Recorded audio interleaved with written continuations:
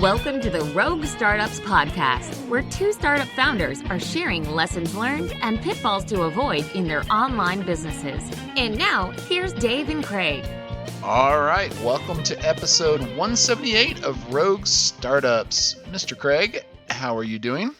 I'm doing great, man. I'm doing great. We've had a very busy last 2 weeks, I guess, since you and I talked last. But it is all going great, man. It's all a lot of activity and stuff with Castos, and everything inside Tiny Seed is very bustling, but it's all good stuff. Yeah. I can imagine that the Tiny Seed stuff has made you unbelievably busy now because you've got all of these resources at your disposal and you just got to scramble to make shit happen because now you're on the clock, right?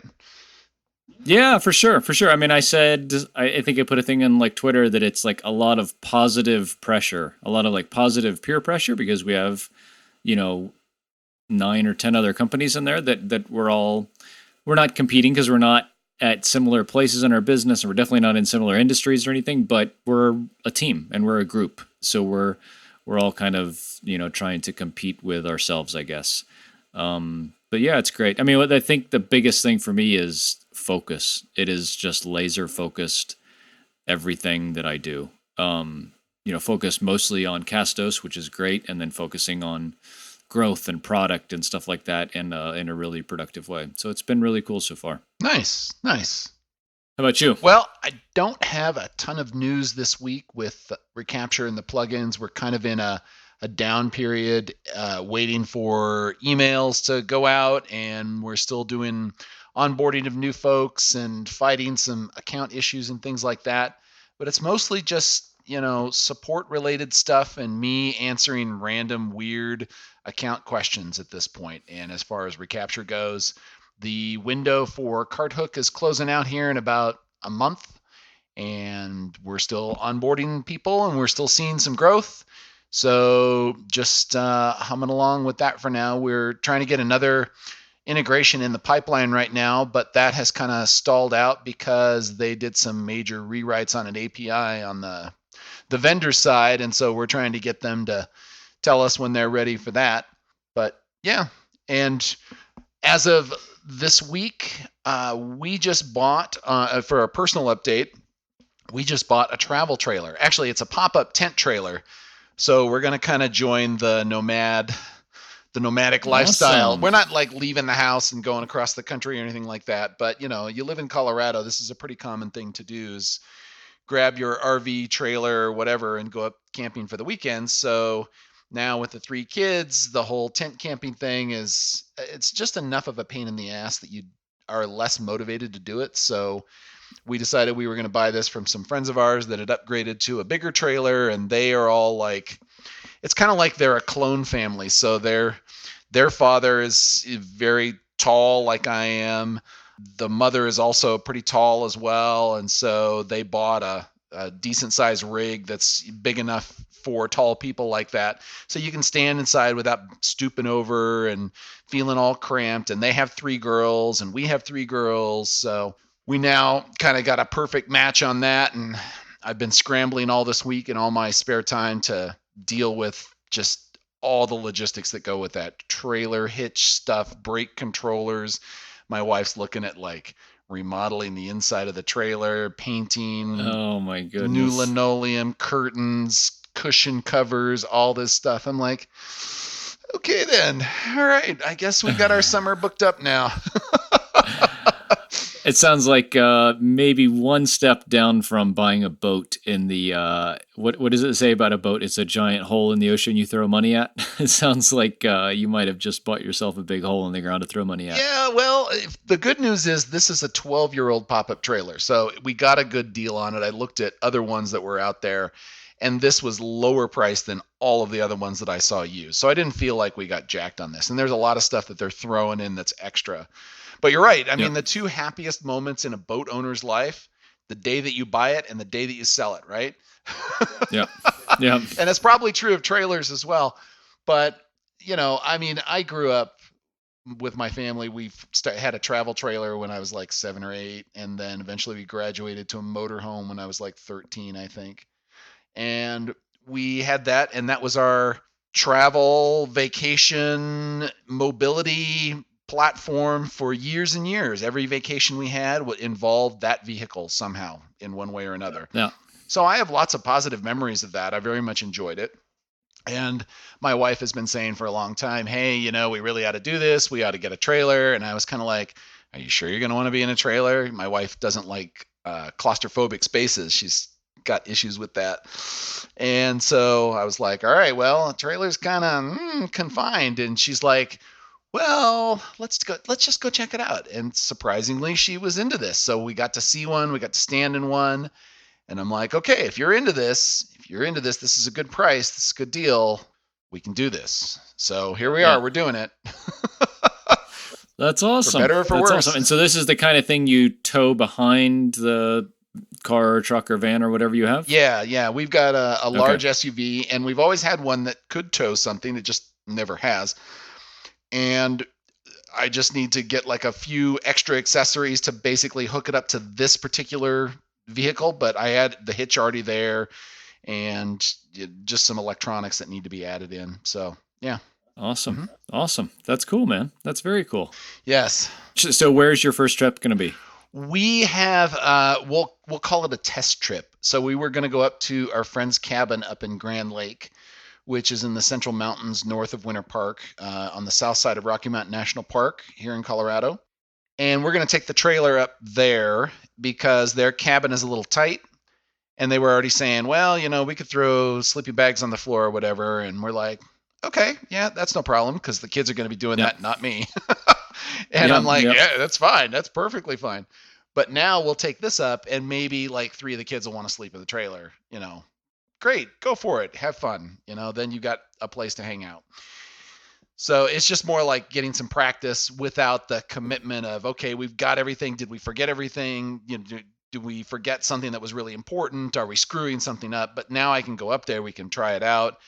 They actually have had a trailer for years, so they have some experience. And if we run into a problem, we can probably get some help from them. And, it's very lightweight. And then after that, the next trip, we've got vacation scheduled that already wasn't planned for the trailer. And the next time I think we're going to go out is towards the end of July. But then after that, we've got couple in August, couple in September, and then by the time October rolls around, it'll be starting to get a little cold, and then you don't want to take it out after that because you'll have to keep it winterized, so you won't be able to use like the water in the toilet and stuff like that. Right. Yeah. Interesting. Mm-hmm. That's cool. That's great. I look forward to hearing the report after your first trip, after the maiden voyage, to see how it goes. That's really cool. Yeah. Should be fun. I mean, the thing that my wife and I were talking about, and the thing that really sort of pushed me over the edge on this one was, our oldest is about to turn 15. So she's going to be a freshman in high school this fall. We basically have 4 more years while she's hanging around the house on a regular basis. So if we're going to do it, now's the time to do it, because in 2 years, towards the end of high school, she's going to be busy with various activities and or wanting to do stuff with her friends and probably not wanting to hang out with her family as much. So we got to do it now. Like the clock is ticking, right? And the other 2, they're old enough to really help, and they're old enough to really get a lot out of these places and just go driving around, and they have no problem hanging out in the car for a long period of time now. So like this is the perfect time. We gotta make it happen, basically. Yeah, no, that's awesome, man. Yeah, that's awesome. I guess my only other like personal update is next week we're going to Berlin for WordCamp Europe. So WordCamp Europe's the biggest WordPress conference, Dave, in the world? Like depending on the year, like 3,000 people. I learned the hard way, and this was a huge oh shit moment. I had bought the tickets, and we're having like our team retreat there and everything. Like bought the flights and everything for everybody, and then realized, I don't have a ticket yet. So I go to WordCampEurope.com. Sold out. Oh, sold out. I was like, how can a big ass conference like this be sold out? And evidently, they've released tickets in waves, and sure enough, they'd sold out like the day before. I ended up buying one off somebody else for the same price that they sell them for. And WordCamp tickets are like $50. So it's not that, but it's just that like there weren't tickets available. I was like, oh my God, if we organized this whole thing and I can't get a ticket, I'm going to be so upset. But it all worked out, and I'm really excited. So there are 2 developers that live kind of in this part of the world are coming, and we're going to spend about a day in Berlin before the conference starts. And then one of them is staying for the whole rest of the conference. One of them is going back home because he doesn't work on our WordPress stuff. But it'll be great to get together with them. We're going to be planning out a lot of like the next couple of big features in the product, and be able to, whiteboard that and talk through it together. We're renting a co-working space, like office room, for a day, and just be able to kind of wrap on all this stuff. It'll be really cool. I'm looking forward to it. I've not met people I work with hardly at all in like 4 years. So it'll be really cool to like meet Jonathan and Danilo and get a chance to, work together. And I'm sure it'll be positive, all around and for a long time. So really cool. Awesome. Yeah, that was lucky for you snagging that WordPress Europe ticket there. I'm a little surprised that what was sold out as well, but that's awesome. Yeah, for sure. So this week we're talking about an article on the 20 cognitive biases that screw up your decisions. And we're absolutely not going to run through all 20 of them, but thought that we would highlight a couple of them and kind of some examples maybe that we have seen or been faced with in our kind of lives and businesses. And I think the important thing about this, Dave, is like, as we're all being like trying to improve ourselves and how we work in our businesses and be more effective, I think a lot of these biases and realizing them and realizing our own limitations and getting help to avoid them or overcome them is super important. Because I think once you get past like a certain point, you got to really look at yourself in the mirror pretty strongly and say like, this is a problem. I need to address this or overcome it or get help or have someone join the team that can help us with this kind of stuff. And if you have the blinders on these cognitive biases, I think you're going to stunt your growth and your business's growth because you're not addressing these things like head on. So that's why I really thought this was like a really good topic to talk about. Yeah, and I would say that the number one thing that I think is the hardest for us to understand and realize is that we all have biases. Even those of us that say, I'm not biased, I don't have any biases, I'm totally open, and that's bullshit. It's absolute bullshit if you say that. If you say that, you are not self-aware enough to realize that there are biases that even affect you when you say that on top of it. There, just whether we're talking about politics or religion or we're talking about your upbringing or where you live, there are biases that affect you every second of every day of the week. The specific ones, and we're going to link this article to the show notes as well, because I think it's useful to go through all of 20 of these biases and see which ones affect you the most. And some of them may not even apply to you at all. I'm looking at some of these biases going, I don't really see that one. That's not, like one of them is the placebo effect. Are you directly affected by the placebo effect? How would you know if you're affected by the placebo effect, right? Right.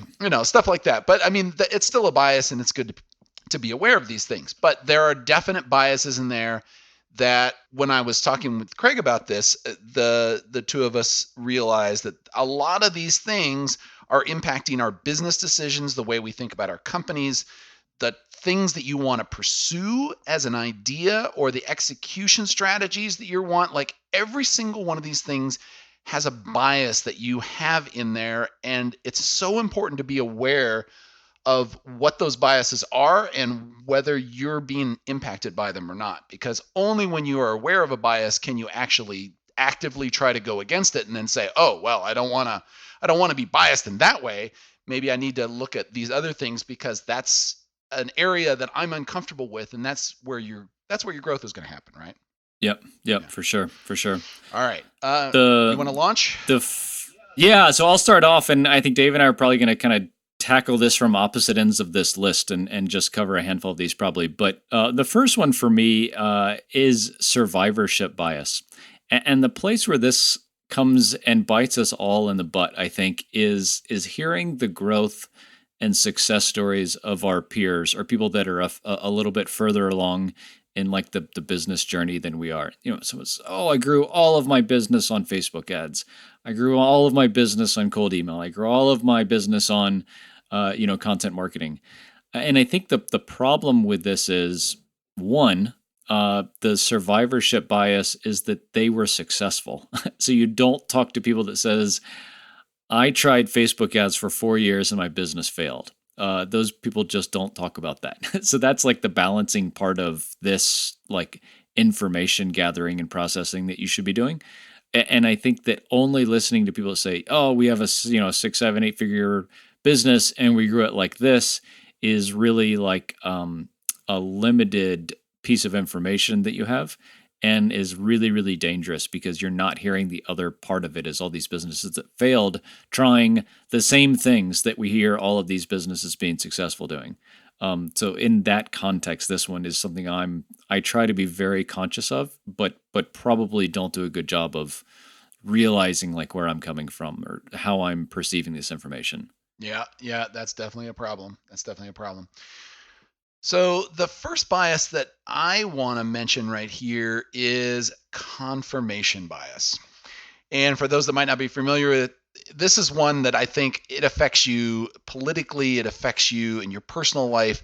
It's basically that you're only going to listen to things that confirm any preconceptions that you have.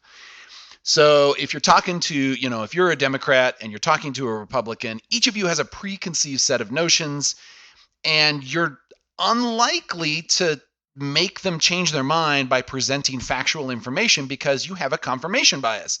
If the information that they give you reinforces what you already know, boom, you're totally on board with it. But if it contradicts it, you're going to be like, screw that. I don't believe that. I'm totally skeptical.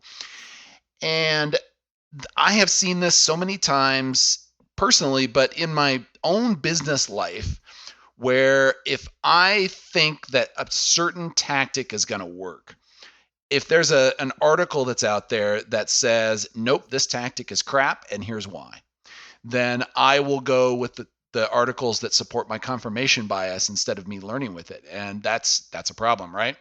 For the longest time, I felt like LinkedIn was a really shitty channel. And so any article that would say LinkedIn is shit, I was like, oh yeah, this is a great article. Let me tweet this out. And then, we had James on the show, and it was like, well, LinkedIn isn't shit if you do these things and have this situation. And so, I mean, if you re-listen to that episode, you'll probably hear me being kind of quiet. And that's because I was having confirmation bias problems.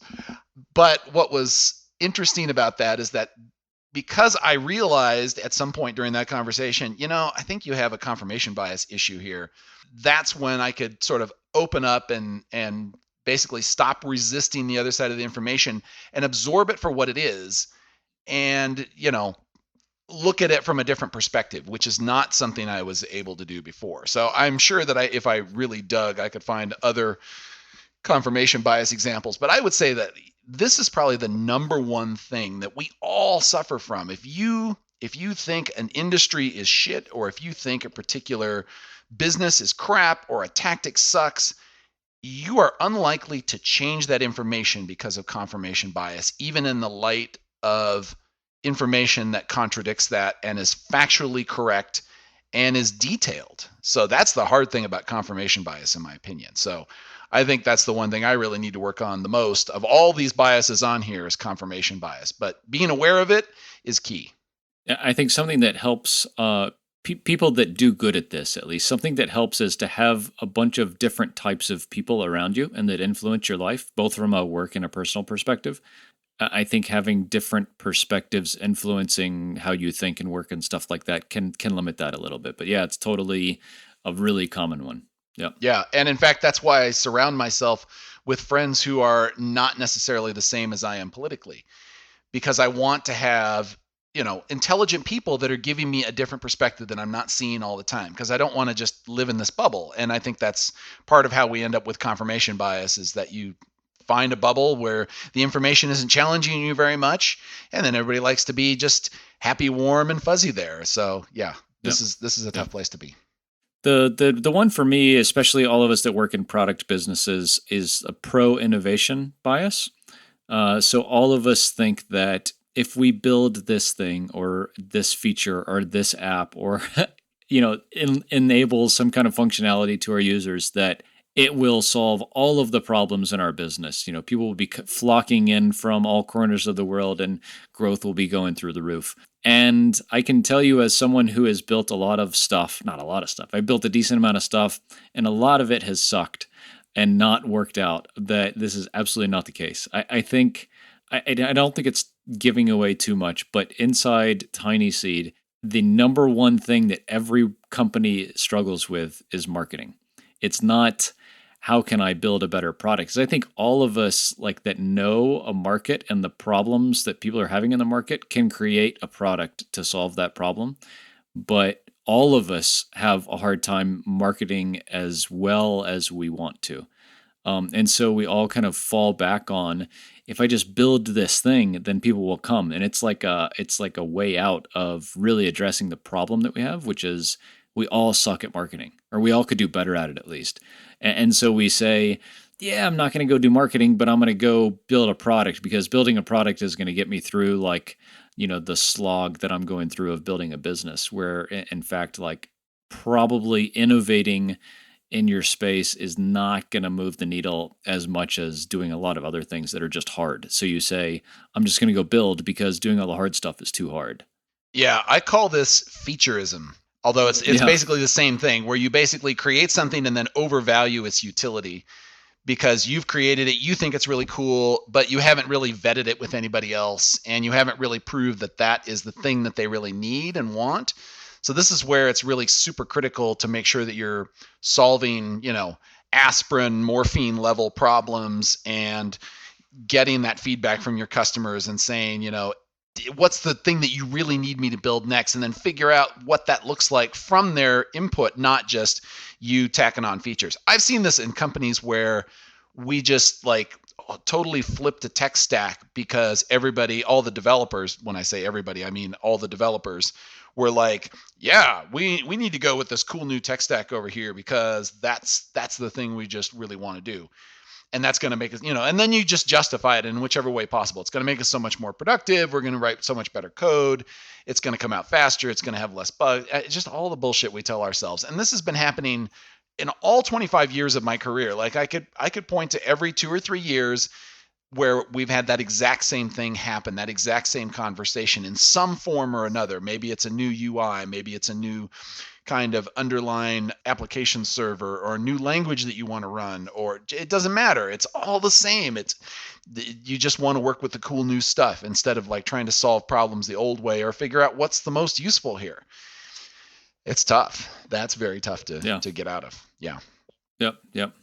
Another bias that I think affects a lot of entrepreneurs, and myself in particular, I was very guilty of this for a strong period of time, from when I started with Micropreneur Academy to probably about the time I did Support Vine.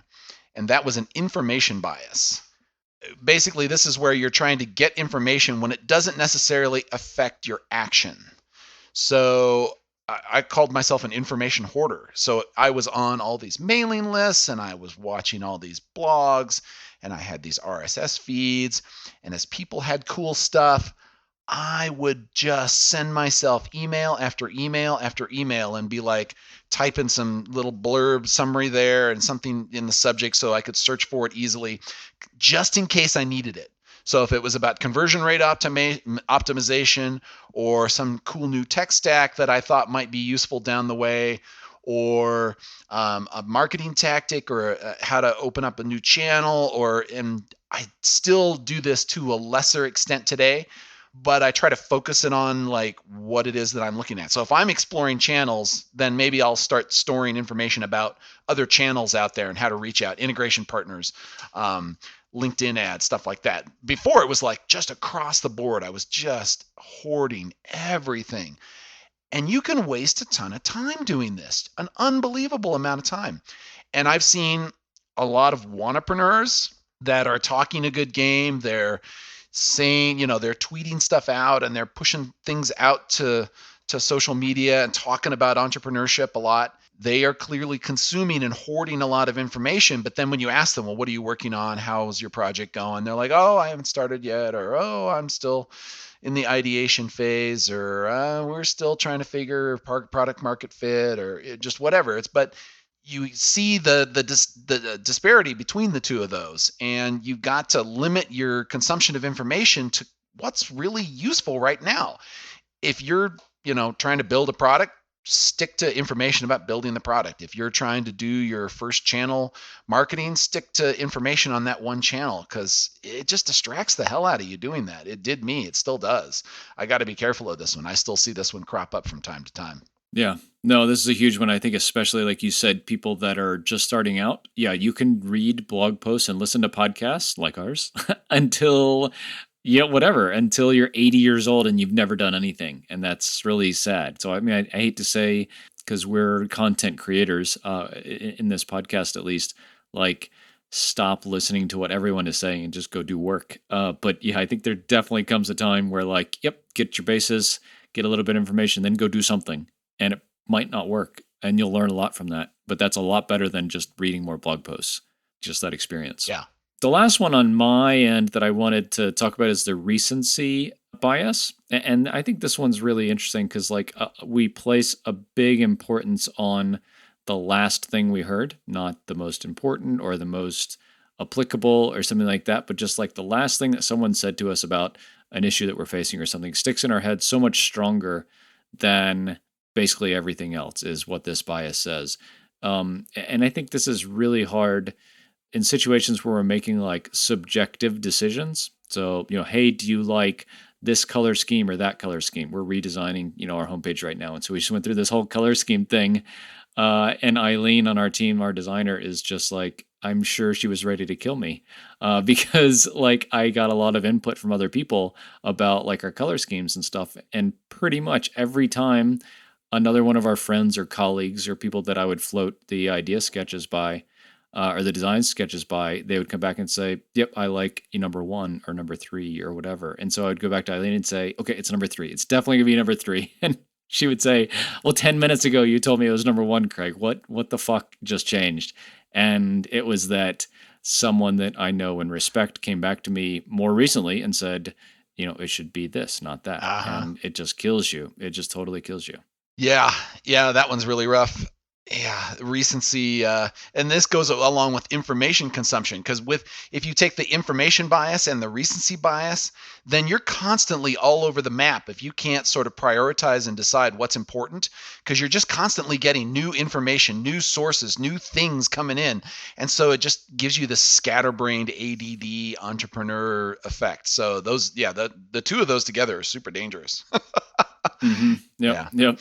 All right. Well, so I've got 2 left that I would say are kind of important to me. And both of them I'll talk in the context of stuff that I've done in the past. So one of them is zero risk bias. And this one is about your love of certainty. So we will do everything possible to keep risks out of our lives, out of our businesses, to try to minimize the harm that's going to happen. But the problem is this can be counterproductive. So like, for example, in the plugins, I had probably about a year or 2 ago, I realized that, going through a major rewrite was a super risky thing to do because it put all my revenue in jeopardy. If we went through this whole rewrite and then I launched it out there and I lost a ton of customers, what would happen? Why, that seems like a dumb thing to do. So instead of going for these big bang rewrites, we just went for minor incremental feature updates. Well, eventually Gutenberg has come along here in WordPress, and it's kind of changed what the editor is looking like in the future. So now there's some of my competitors that have like revamped for this. And I'm kind of just sitting back here going, well, I'm not sure that we really want to do that yet, because all of my customers are still asking for this other thing here. So by going for the zero risk bias, I have kind of pigeonholed myself off and given myself a competitive disadvantage as a result. A sort of a side note to that, sometimes you will flip into zero risk bias after you do something that's really risky. So here's an example for me. I'm trying to remember when this happened. 2017, I did a price change in the plugins, and we let it sit out there for about 3 months. And then after about 3 months, a combination of factors, I think I had lowered my advertising at the same time. and then also changed the price on the combo as well as the individual modules. And 3 months in, it caught up to me. And then all of a sudden, like, my sales tanked. As soon as your sales tank, like, you freak the fuck out. And it's no longer rational thinking. It's just completely emotional. And my hat's off to anybody out there who can rationally then analyze and try to figure out, all right, here's what we did. We're going to change this one thing, and then we're going to wait a month and see. Like, I was not doing that. I had a hard time doing that. I wouldn't say that I reacted to this very well. It was all hands on deck. We got to figure out what we're doing. So it was a week or two of testing.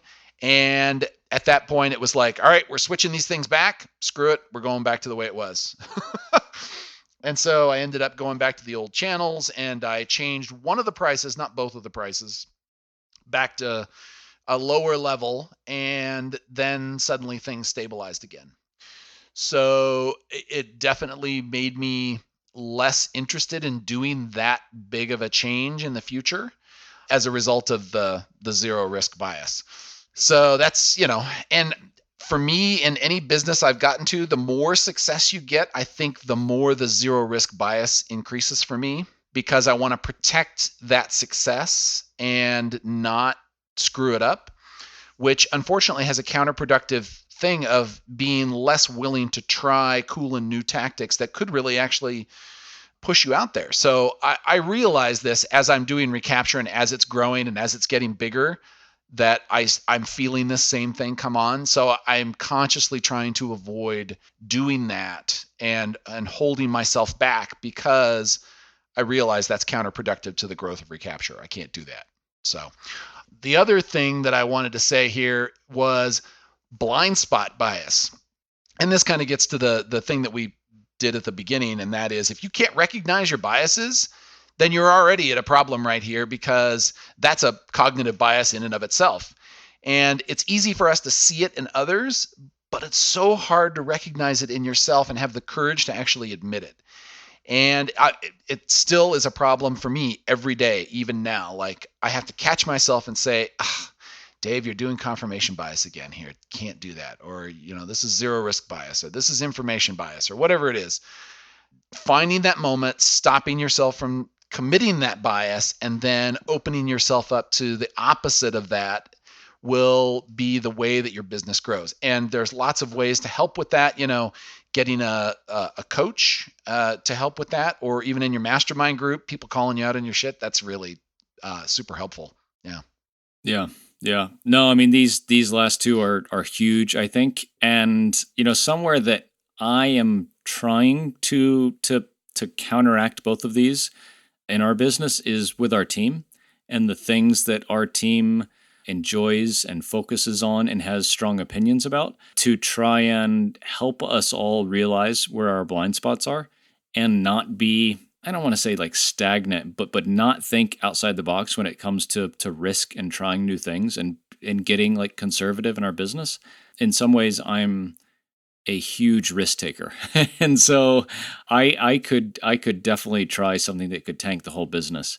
But I think that I would only do that if we had a bunch of different perspectives in the business and they all were pointing the same way. I would feel more confident about, like, I probably am overcoming most of these biases because we have 3 or 4 or 5 different people all saying this is the right decision to make, and they're all coming from different backgrounds and have different perspectives and passions and all these kinds of things, to where like maybe that's the right decision. But I think that if you get in a hole and aren't thinking outside the box and don't have a lot of other influence in your decisions, then you can make really bad decisions, and things like the zero risk, bias would really like come to kind of bite you in the ass. So yeah, super interesting. Yeah, you've really got, if you want to get past your biases, you've got to have people that you know and trust and that are willing to be brutally honest with you. So whether that's your team, whether that's a mastermind group, whether that's a one-on-one mentor that you have, that's the only way to truly find and eliminate those biases in a systematic and regular kind of way. So, yeah. We could talk more about biases on here, but I'm interested in finding out from you, what kind of biases were important in your business that you've noticed that we didn't talk about today.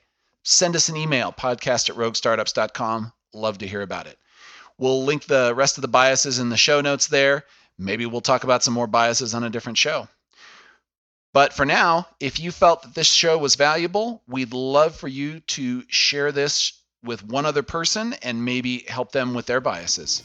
Until next week. Thanks for listening to another episode of Rogue Startups. If you haven't already, head over to iTunes and leave a rating and review for the show. For show notes from each episode and a few extra resources to help you along your journey, head over to roguestartups.com to learn more.